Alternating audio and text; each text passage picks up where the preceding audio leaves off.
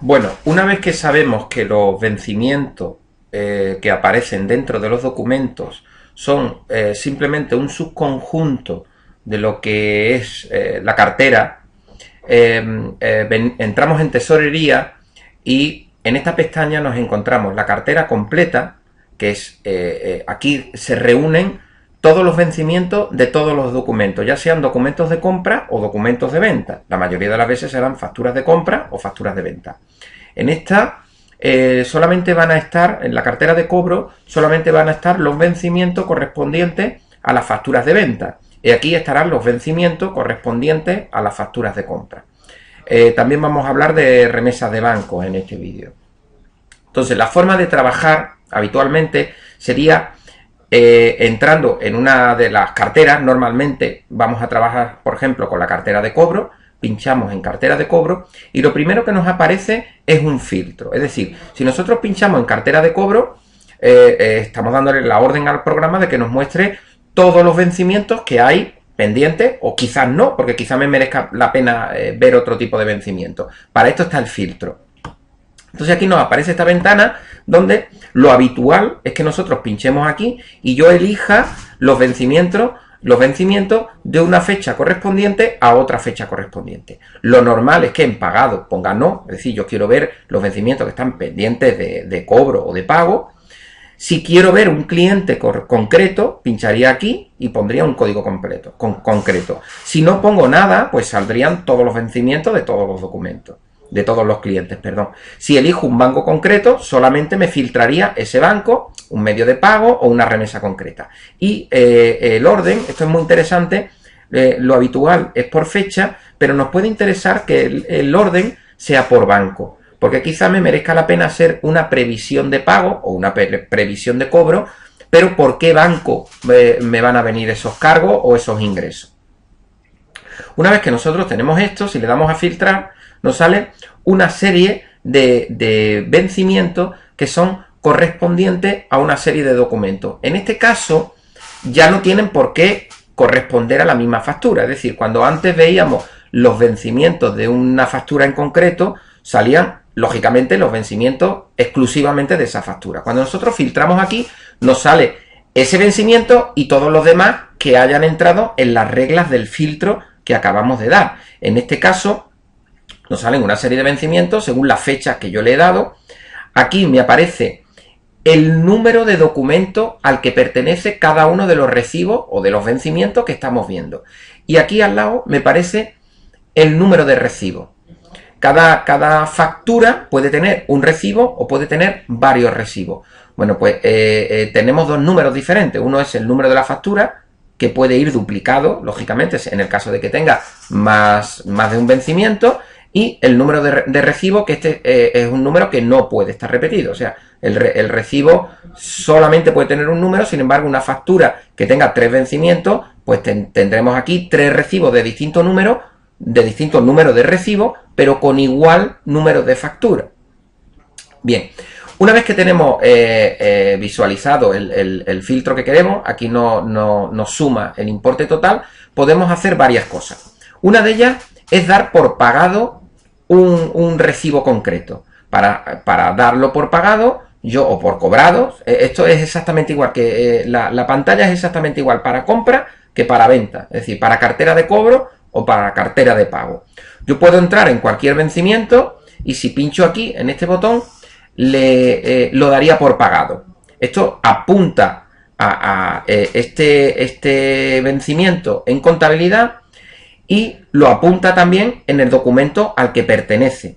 Si el documento con este vencimiento se da por cobrado o por pagado en su totalidad, también hace esa gestión el programa. Es decir, la factura a la que pertenece este vencimiento la daría por cobrada o por pagada completamente. Eso es una de las operaciones que podemos hacer. Otra de las operaciones importantes que podemos hacer es o bien agrupar varios recibos o bien dividir un recibo o un vencimiento, que para el caso es lo mismo. Es decir, hay veces que nosotros tenemos generado un vencimiento, pero el cliente nos dice que no nos lo va a pagar completamente, sino que nos va a pagar, por ejemplo, la mitad. Pues entonces yo tendría que dividir este recibo y entraría aquí en dividir vencimiento. Entonces, este vencimiento lo dividiría en dos y uno de ellos ya procedería yo a darlo por cobrado y el otro se quedaría pendiente. Si el caso fuera al revés, es decir, que nos llega nuestro cliente y nos dice, oye, que te voy a pagar 2 vencimientos, pues nosotros marcaríamos 2 vencimientos y le daríamos a agrupar recibos. En este caso, me haría una especie de remesa, es decir, me agruparía los recibos que yo hubiera marcado en un solo recibo y luego yo con ese recibo, pues, lo puedo dar por cobrado. En este momento o en un momento futuro. Esas son varias cosas importantes que podemos hacer en la cartera. Y con relación a la remesa, que es la siguiente parte importante que podemos hacer con la tesorería, es que yo, una vez que tengo filtrados los registros que me interesa, que serían los vencimientos, yo puedo agregarles una remesa. ¿Y esto cómo lo hago? Yo entro en menú, en este caso todos tienen remesa, pero yo entraría aquí en menú y le doy a remesa y rellenar remesa. Aquí me aparece un número de remesa, que ahora hablaremos este número a qué corresponde y dónde está.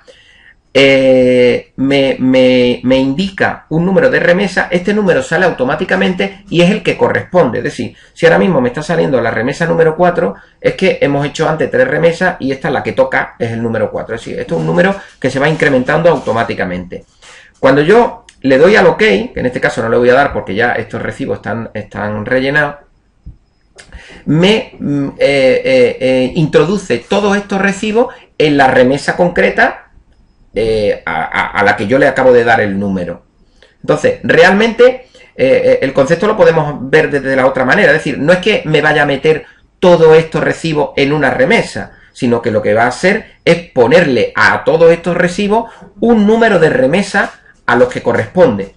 Este número de remesa lo podríamos ver desde aquí o lo podemos ver, y ya salimos de tesorería, desde el propio botón de remesas de banco. Si yo entro en una remesa concreta, aquí por ejemplo tenemos la remesa número 1, si yo le doy a recibo de la remesa, aquí me aparecerían todos los recibos correspondientes a la remesa número 1.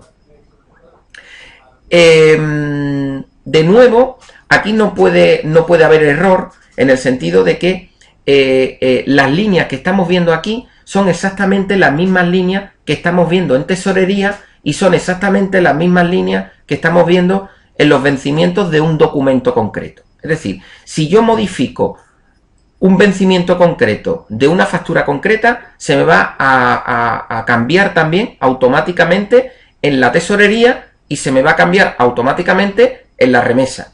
Es decir, cualquier cambio que haga, se cambian los tres porque realmente no son tres. Es una misma cosa que lo vemos desde 3 puntos distintos. Entonces, una vez que nosotros tenemos la remesa creada, puedo rellenar aquí los datos de presentación, puedo copiar estos datos de otras remesas. Esto es muy útil porque realmente los datos de presentación siempre van a ser los mismos. Entonces siempre podemos copiar de una remesa anterior. En cualquier caso, se pueden rellenar. Y así iríamos teniendo remesas bancarias. Luego, una vez que yo tengo una remesa bancaria completa, yo puedo pinchar aquí en menú y crear el soporte. ¿Esto para qué sirve? Crear el soporte lo que hace es crearme un fichero que se llama CSV. Bueno, el nombre del fichero normalmente, aquí pone prueba TXT, nosotros le podemos poner el nombre que queramos. Si no ponemos nada, por defecto nos crea un fichero que se llama csv.txt. Y ese fichero es el que nosotros tenemos que mandar a través de internet y a través de la aplicación de nuestro banco para que tramiten esta remesa bancaria. Es muy fácil meter o sacar un recibo porque nos hayamos confundido, por ejemplo, de una remesa. Simplemente yo tendría que entrar en el recibo correspondiente de la factura correspondiente. Yo entro en una factura de compra o de venta, en este caso es de venta, y si entro dentro de los pagos a cuenta, aquí yo puedo ver que, por ejemplo, este recibo está en la remesa. Si no tiene nada, es que no está en ninguna remesa. Vamos a ver dónde está la remesa. Aquí está el campo remesa. Si el campo de remesa está vacío, quiere decir que este recibo no pertenece a ninguna remesa. Si por equivocación yo necesitara que este recibo efectivamente estuviera en una remesa, tan solo tendría que editar y escribir aquí el número de remesa al que pertenece. Y en ese momento, si yo vuelvo a entrar en remesa, veremos que ese recibo está en esa remesa. Una vez que nosotros tenemos la remesa gestionada y grabada, simplemente tendríamos que entrar en tesorería de nuevo y desde aquí, desde cartera, podemos dar por liquidada una remesa. Es decir, si yo entro aquí en cartera de cobro, por ejemplo, vamos a darle de nuevo un filtro, si yo trabajo desde aquí, yo puedo entrar en menú y en remesa y cobrar remesa. Entonces aquí me indica qué remesa quiero cobrar y la fecha de la remesa. Entonces, si le introduzco los datos de forma de pago, medio de pago y tal, me dará por cobrado todos los recibos, es decir, todos los vencimientos correspondientes a la remesa número que yo haya puesto aquí. Aparte de darme por cobrado, por pagado todos esos vencimientos, en sus documentos correspondientes, es decir, las facturas de compra o las facturas de venta, también se darán por cobrado o por pagado estos vencimientos. Y las facturas que tengan su pago o su cobro completo tras pagar esta remesa, también se darán por cobrada o por pagada. Es decir, a través de esta ventana damos por pagado o por cobrado todos los documentos linkados a una remesa concreta. Y esa sería la forma habitual de trabajar con remesas bancarias.